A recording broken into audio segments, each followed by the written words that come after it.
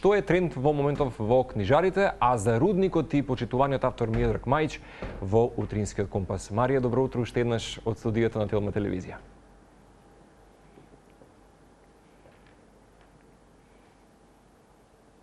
Добро утро уште еднаш, повторно од Телица место ве поздравувам од тука, односно од книжарницата Антолог, каде што, како што напомена и ти, Марко, ќе прикажеме што денеска е тренд во самите книжарници и кои наслови се најбарани. Всушност, верувам дека тоа најмногу ќе привлече внимание кај сите оние љубители на книгите и пишаниот збор. Мои денешни гости се всушност од мојата десна страна уредникот на самата книжарница Антолог Жарко и од мојата лева страна Радмила Ванковска. Добро утро до двајцата. Најпрво ќе започнам со мојата гостинка од лева страна. Радмила, добро утро и добре дојде во нашата емисија. Добро утро, добре најдов. Главна новост, да речам овде во самата книжарница е книгата која што ја зборувавме и на самиот почеток, односно рудникот, можете да ја покажете на кај камерата. За каква книга станува збор и авторот, чинам дека беше поранешен новинар самиот автор? Да, самиот автор беше не беше поранешен новинар, туку беше адвокат кој се бавеше со контроверзни теми. Оваа книга е, чинам, темата е доста актуелна денес. Самата книга е трилер со примеси на хорор. Главниот лик се наоѓа во санаториум и ни раскажува како дошол до таму. Рудникот... Што значува самиот наслов, дали може би знаете? Па да, самата приказна се врти околу рудникот, кој не само што го загадува селото, околината на селото, туку и луѓето кои се дел од работата и функционирањето на самиот рудник. Вие ги имате прочитано? Во фаза на читање, да.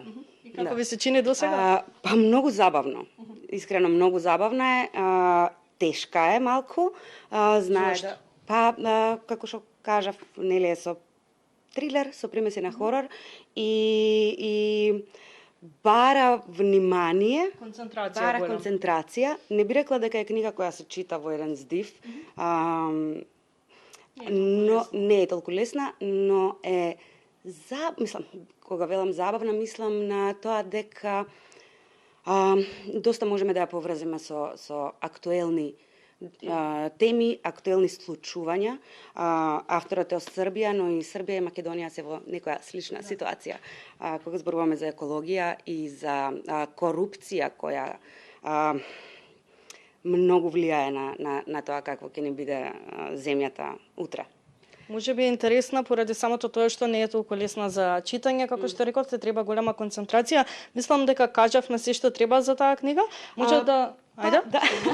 Се извинувам, би нагласила, мислам, на 15 септември ќе дојде авторот на промоција на книгата. Чина ми не му е прв пат да промовира своји книги овде. Не му е прв пат, предходно сме ги објавиле неговите две предходни книги Островот и Деца на злота. Така што ето сега ни доаѓа повторно да ја промовираме да го промовираме овој наслов. Па ето ги покануваме гледачите на 15 септември во кафе книжарницата Буква во 20 часот. Добро дојдени, се разбира. Може да продолжиме и на останатите книги. Мене оваа книга ми привлече внимание, да ја немам прочитано, но дефинитивно може да се забележи дека има убава корица, барем мене ми се допадна. Зашто се работи во оваа книга?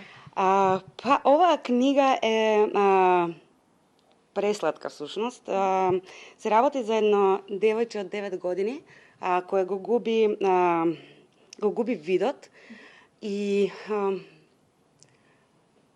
учи како да гледа интуитивно и со срцето. Многу нежна, сладка книга. Ја препорачувам на сите. Буди емоции, да. Е навистина емотивна. Ево склоп со проектот создадено во Европа. Чинам дека исто така од странски автор? Да, Паола Перети од Италија. И тоа би било тоа. Може да продолжиме и со останатите книги. Да. Оваа има слична корица, односно изглед, но дефинитивно чинам дека не е истата тематика. Така е, да, горди сме на оваа книга доста. Нашиот познат писател и преведувач Владимир Јанковски во текот на некој период подолг, дури од 20 години, води разговори со Влада Урошевиќ и тие разговори, текстови се вклучени во оваа книга. Можеме доста да научиме за книжевното творештво на Урошевиќ, за неговиот книжевен пат, уметнички пат, живот. Исто така ќе имаме промоција и на овој наслов и дружење со авторот и со Владимир Јанковски и со Влада Урошевиќ на 20 септември во Буква. Тоа е. Се надевам дека убаво ќе си поминете, дека ќе има убава промоција. Овде може да се забележи безброј книги, дека имате, еве напоминавте дека може многу да се научи од оваа книга, но верувам не само од оваа книга, туку од многу книги, бидејќи со секој прочитан збор учиме нешто ново. Еве можам да забележам домашни автори, класици, фикција, овде има зад нас крими, трилери, мистерии. Кои се оние останати најбарани наслови, да речам, кои што не ги напоминав? Па тука би го замолила колегата да продолжиме. Добро, ви благодарам многу. Фала ви многу, благодарам. Чинам дека не ја напоминавме доаѓањето на Матадорот. Да, доаѓањето на Матадорот, таа излегува практично денес, значи премиерата ја има реално во вашата емисија и од денес веќе е во продажба. Тој е еден автор од кој што очекуваме навистина да го привлече вниманието на домашните читатели. Бранко Росиќ е познат и новинар, и писател, и рок, не кажам звезда, ама рок музичар кој што настапувал во повеќе српски бендови, а сега го запознаваме и како автор.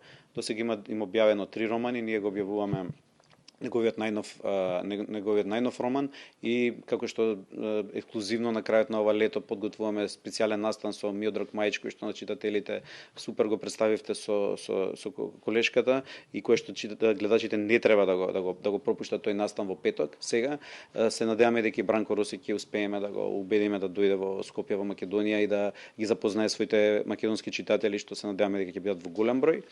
Ова лето апсолутен хит ни беше и оваа книга Чекаме кај езерото од Карли Форчан, значи една романса, нешто што повеќе еве вака го стават во категоријата на или на книги полесни за на плажа, малце да пуштиме.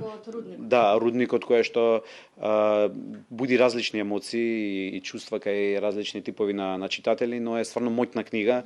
Најбитно е во крајот на денот пораката што ќе пренесе на книга и тоа што и го спомнавте дека е навистина актуелна книга. Ние тука имаме во Македонија ситуации за некои рудници за кои што се води спорови, кај што граѓаните навистина оправдано се теми во самата книга. Многу актуелна тема и интересно е да се види тоа низ перспектива на една друга средина која што е блиска српската, а сепак различна.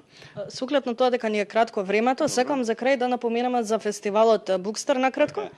Да, фестивалот Букстар ќе се случува од 2 до 4 октомври во Скопје на повеќе локации, Младинскиот културен центар, библиотеката Браќа Миладиновци, Филолошкиот факултет, Europe House. Тој фестивал го правиме со поддршка на Министерството за култура на Европската унија, така да го правиме со големо срце, бидејќи ни доаѓаат најпознатите европски автори секоја година во Скопје. Годинава ќе имаме 10 од нив тука во нашиот главен град и ветуваме дека ќе биде веројатно настан на годината книжевен, бидејќи доаѓаат едни од најпознатите европски имиња кои што и книги за кои што се зборуваше во текот на минатиот период, а и тој што следи. Фестивалот, и тоа уште би го напомнал дека реков дека кратко времето, ќе биде отворен со доделување на наградата Драги. Тоа е награда за најдобар превод на македонски јазик, книжевен превод. Во тек е селекцијата, првиот круг на селекцијата е веќе направен, го направивме минатата недела. Во текот на оваа ќе има втор круг, значи се прави навистина возбудлив еден настан каде што ќе наградиме еден преведувач кој што жири комисијата, трочлената жири комисија ќе смета дека е најдобриот превод за минатата година. Овој настан ќе го правиме во соработка со Филолошкиот факултет, место каде што професорот Драги Михајловски во чија чест е основана оваа награда го помина главно својот работен век и сметаме дека ваква една соработка, ваков еден линк меѓу приватна издавачка куќа како Антолог и институција како Филолошкиот факултет е најприродна за една вака навистина едно најзначајните награди во Македонија. Се надевам дека ќе биде така. Ви благодарам многу за разговорот овој утре. Ви благодарам и на вас и посакуваме убав ден. Секако. Се надевам дека со внимание нас слушавте и овој пат токму од лице место и дека дефинитивно ги проследевте овие топли препораки од моите денешни соговорници, односно кои книги да ги прочитате. И секако за крај ќе напоменам уште еднаш дека Рудникот всушност е книга која што бара голема концентрација, а оваа книга која што напоменавме на самиот крај дефинитивно е полесна и секако интересна за читање, насловена Чекајме кај езерото.